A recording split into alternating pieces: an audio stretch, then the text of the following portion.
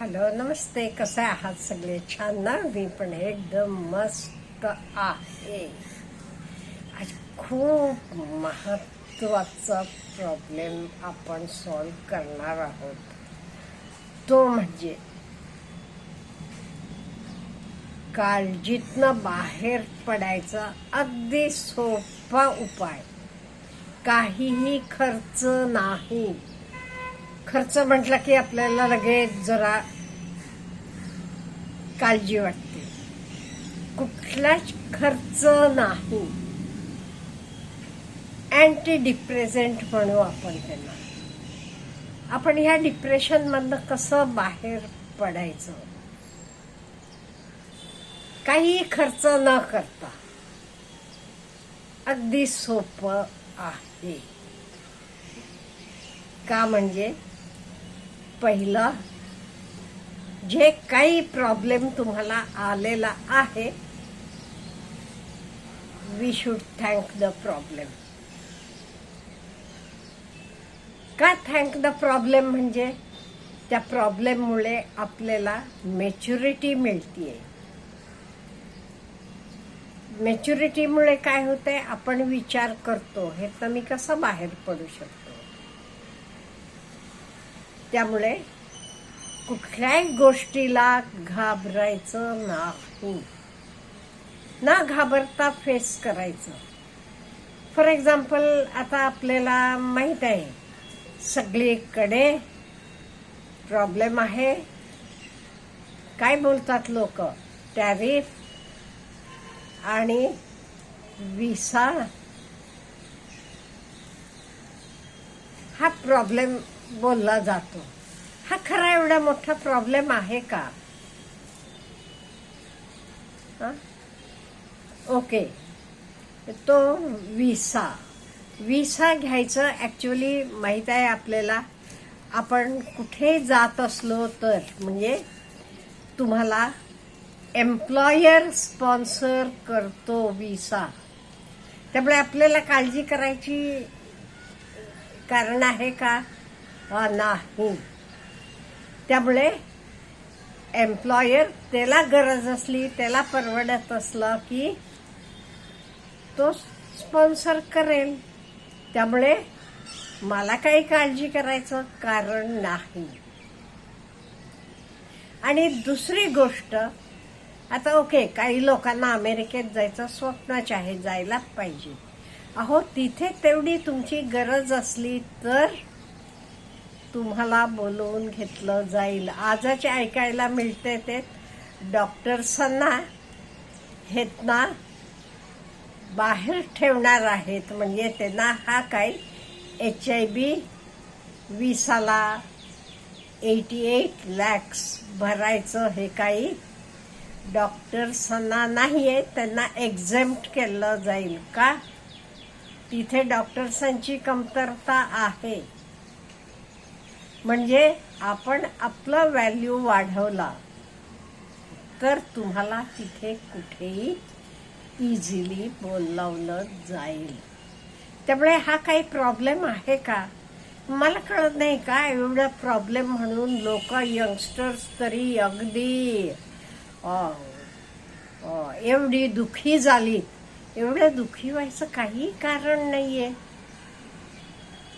उलट ती लोक दुखी नाही. तिथे म्हणे महागाई तरी, कालच माझ्या मैत्रिणीचा फोन आला होता. ती म्हणत होती महागाई डबल झालेली आहे.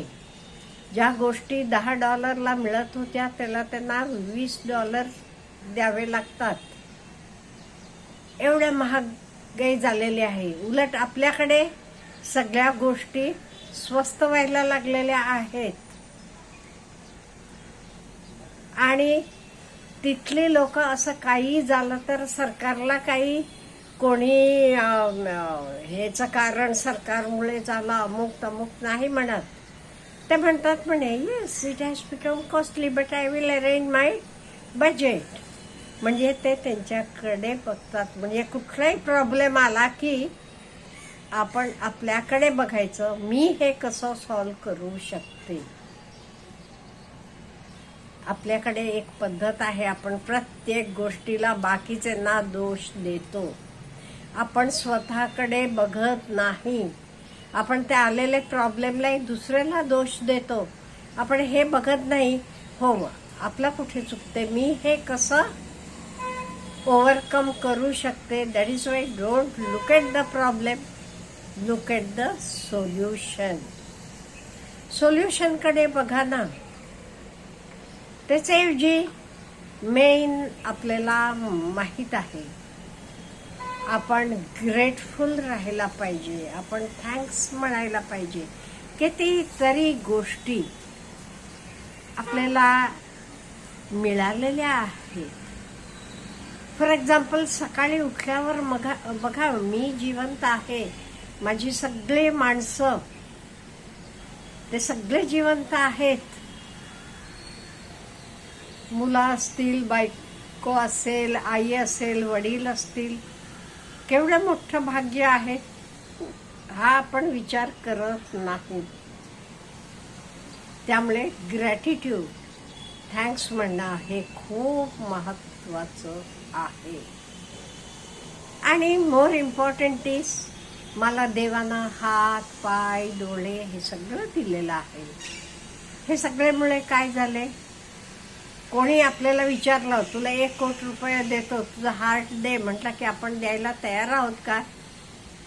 नाही का? We are thankful that I am having that.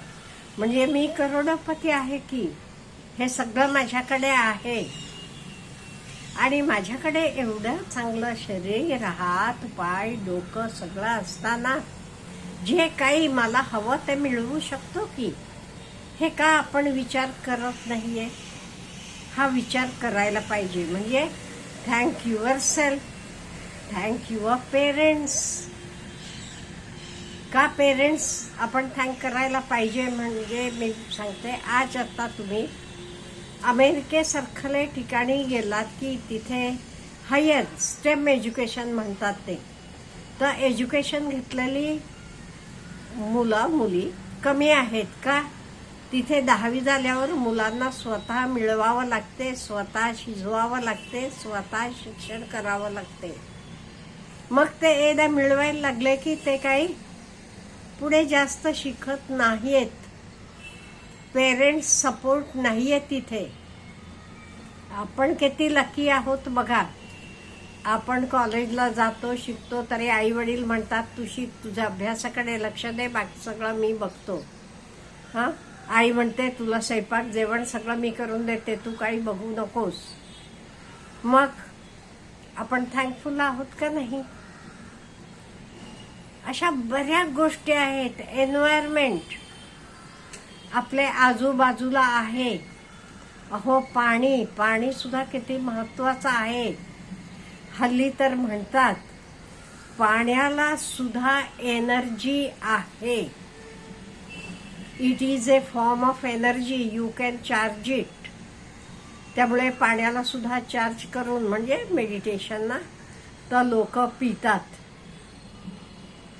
म्हणजे हे सगळ्या गोष्टींमुळे काय आपल्याला सांगायचं आहे मला, आपण आपल्याला किती गोष्टी चांगल्या मिळालेल्या आहेत ह्याच्याकडे आपण बघितलं का नाही? म्हणजे आपण माझ्याकडे हे नाही, तो नाहीये, माझा रंग काळा आहे, मी जाड आहे, मी बारीक आहे, हा काही विचार न करता आपल्याकडे ज्या गोष्टी आहेत त्याला मी थँक्यू म्हणत गेले तर काय होईल? I will come out from the depression.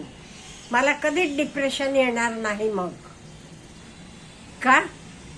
I am thankful to my family, I am thankful to my parents, I am thankful to my country, I am thankful to my surroundings.